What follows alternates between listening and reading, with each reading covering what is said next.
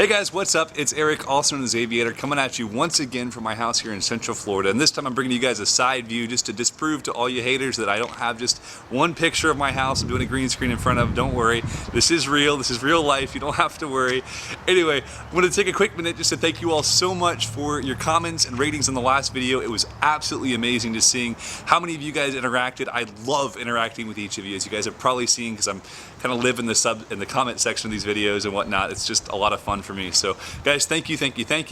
But at the end of the last video, I talked about something. I kind of teased the subject and asked you guys one question. I asked you, would you rather hear more about my epic motorcycle adventure where I left from Tennessee and rode from Tennessee to Pennsylvania to Florida to San Diego, or excuse me, to Alaska to San Diego and all the way back to Tennessee again. It took about 4 months of my life. It was about 14,000 miles, tons of crazy adventures, really cool stuff. Or if you guys would rather hear more about my surf trip where I left in a 1970 Volkswagen Bug in Orange County, California, God, I can't speak today, and rode all the way up to Seattle and then back again, surfing all the way north, all the way south, had a great time. But along the way I had a slight mishap. For some reason I got the idea that you could surf your Bug if you parked it on the beach and let the waves roll in. So you guys all wanted to hear more about that story instead of the cool stories, you know, the crazy adventures on the trip to Alaska. Let's not talk about the 2 accidents I had on my motorcycles on that trip. But you know, you guys didn't want to hear about that stuff. No, you want to hear about me destroying my favorite car ever. It's okay, I get it. I'm going to take your advice. I am going to record that video for you right after this clip. You guys are going to go right into some explanation for that story, hopefully some backstory and whatnot, and actually some pictures as well. I hope you guys will enjoy some of my photos. So guys, thank you so much for being loyal subscribers. You're freaking awesome. I'm blown away by all of you.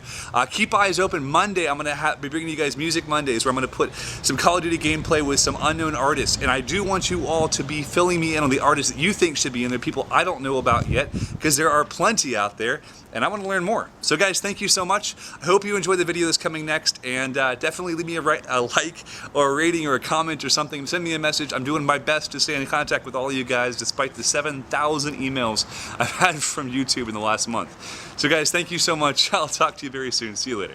The VW is so well put together, it's practically airtight.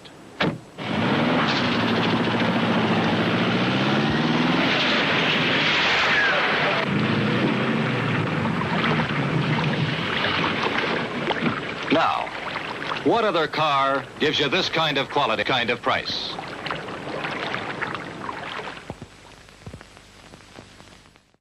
Hey guys, what is up? It is Eric, also known as Aviator, coming at you once again.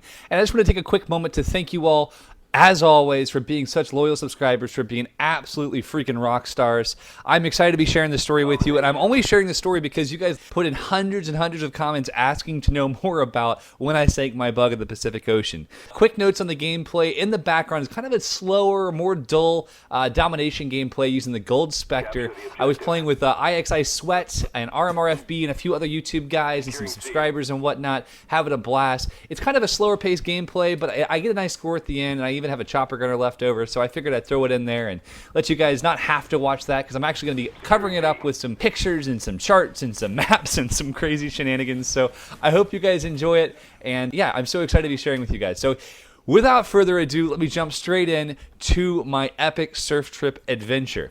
2.5 years ago, I left from Orange County, California, and kind of on a whim, I took a trip in a 1970 Volkswagen Bug that I'd purchased from San Clemente, California, all the way up to Seattle. Now, that's almost 1,000 miles, like 890 miles, something like that, and it took me, I think, 10 days to get up there and about 5 days to get back.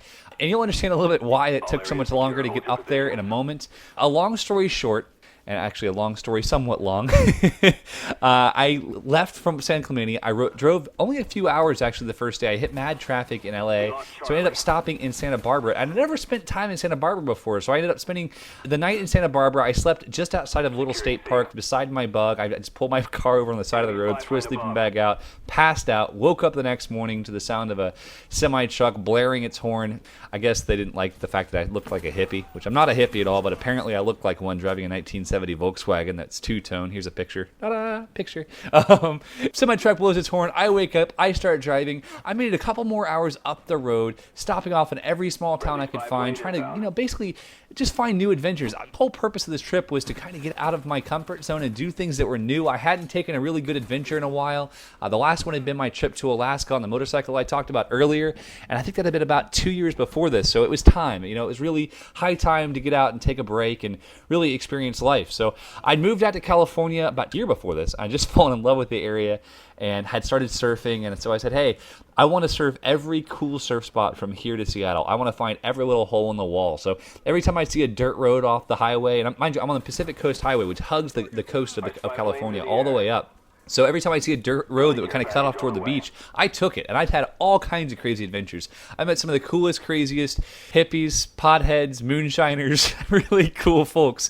So we had a blast, and I got to surf some really unique places. But anyway, on this day, this fateful day, I believe it was in November, I pulled off onto a state park beach. Now this is Pismo Beach State Park, and if you guys look it up on Google, you'll find all kinds of information on it. It's a really neat beach, actually. They have what they call the Pismo Beach Great Sand Dune. They have these gigantic dunes that people go out with these dune buggies and motorcycles and four-wheelers and do what they can to jump or race or have a blast on them. It's really, really neat. But they also have this gorgeous, big, long, sandy beach, which if any of you guys have ever been to California or you live in California, you should know there aren't that many sandy beaches in California. The majority of the beaches are rocks. They're rubble. They're really a mess. But this beach was one of the few beautiful sandy beaches, and I took the opportunity, man. I got excited. Now, as you guys know, I'm a photographer. I pulled onto the beach. I pull out right to the edge of the water. Not right to where the waves were coming in or anything else like that, but right at the edge of where the dry sand meets the slightly wet sand, so I could get this picture. Now, here's the picture. Ta-da! My goal was to have a reflection of my bug as well as the bug itself. So I wanted a reflection on the water, just get this gorgeous shot, something that'd be perfect I could frame and put in my office. And I wanted to have this awesome shot in my office that would eventually, just kind of remind me of this surf trip, because it was the embodiment of everything, So I waited for a while. I pulled up. I made sure the waves weren't going to come take my car away. I made sure that, I wasn't parking too far out. Hop out of my car, run up. It's still running, mind you. I didn't even leave it, turn it off. I ran out, took that picture you saw just a minute ago. There's the picture again. Ta-da! Picture. Take this picture. And as I'm shooting the photo, I see and hear this wave coming. Now, this wave was not like every other wave. There were many waves this day. Waves that were coming up to my car that were about an inch high, half an inch high, just really tiny little ripples basically off the waves. But I heard this rumble in the distance, and as I look out, I see this 6-foot wave moving up the beach. Now it is crumbling. It ends up hitting my car when it was about 4 feet high, splashing in the window, covering my camera equipment, covering my laptop, covering everything that was in the car. Because of course the windows are down. There's no AC in this car. So my car is now under 3.5, 4 feet of water. And it's being sucked out to sea. It immediately sank all the way down. It sank instantly. So I'm holding my camera. Mind you, just to give you guys a perspective, the camera equipment I had with me was my go bag. So that's about $9,000 in camera equipment plus a $2,000 laptop in a car that, mind you, is worth about half of all of that, right? So I'm freaking out. The car can go, the camera equipment can't. So I'm running to the car. I'm wearing jeans because it was a little bit chilly. I'm wearing jeans. I'm sprinting to the car, screaming, "Oh my God!" I get to the car door, I jerk the door open, grab my camera bag, grab my laptop, and I start trudging through the water back to the sand. And I get to the dry sand, and now I'm trying to think to myself, okay, how do we get the car out? How do we get the car out? I run, jump in the car. It's still running, by the way. No idea how, to this day. Push the gas pedal when it goes, bloop, bloop, bloop, bloop, bloop, bloop. So obviously it didn't like the idea of running anymore because it was full of seawater. So I start sprinting back to the guard post. Now at the guard post, the guy who's running this, who's taking the money to come into the state park, looks at me like I'm an idiot. He gives me a card. He doesn't offer help. I yell, I need a tow truck, I need something. He gives me a card. He goes, "Here's the tow truck operators. This happens all the time." And I'm like, "Dude, no. It hasn't been sucked out to sea. It's not too far out there. It's only under 3 feet of water. We can get it right now. I just need some help." "Well, call them. They'll be here in an hour or two." I was ready to kill the guy. I was so pissed. I said, "Aren't you supposed to be a public servant?"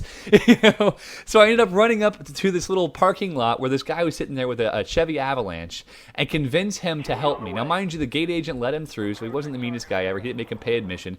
But this guy ends up helping me get my car towed out. I end up diving underneath the water, wrapping the rope underneath the axles, pulling this car all the way out of the water. It was insane. I mean, this is literally one of the craziest moments ever. And then I got to go on, of course, and try to make the car run again because I still had to get to Seattle. So all this to say, don't park your car on the beach ever, even when there's no way in heck that it's going to get swamped, because chances are, even when there's no way in heck, it's still going to get swamped. And it really, really, really sucks. So guys, that's my story about getting my car stunk. It went on much, much longer than this, I have to tell you. We ended up taking, I guess, almost 5 days to make the car run properly. It was actually running again that night. That's the beauty of these old cars. They're very easy to work on, and I'm pretty handy. So I was able to get it to run. I drove it a couple hundred more miles, running on 3 cylinders, having major issues, and found a mechanic that became my hero. Seriously, if I ever see this man again, I will buy him a drink or kiss him or something. He is the man. And yeah, there's so many great stories about this trip. I'll have to maybe continue this later. But I'm actually already over time, so you guys are probably watching into the gameplay as I talk about this. And I thank you all so much for being here. I will talk to you very soon. If you like this video or you have any questions about the story, feel free to ask them. I'll do what I can to answer them in my next video. Thanks so much, guys. I'll talk to you soon. Hey guys, one more thing I need your advice on. I have a video that I made on that surf trip. I mounted a plethora of different GoPro Hero cameras all over my Bug while driving through the redwoods. Now, it's set to some music. It's a pretty cool video. If you want to see it, just let me know. Leave me a comment below, and I'll make sure I upload that soon. Thanks so much. Talk to you soon.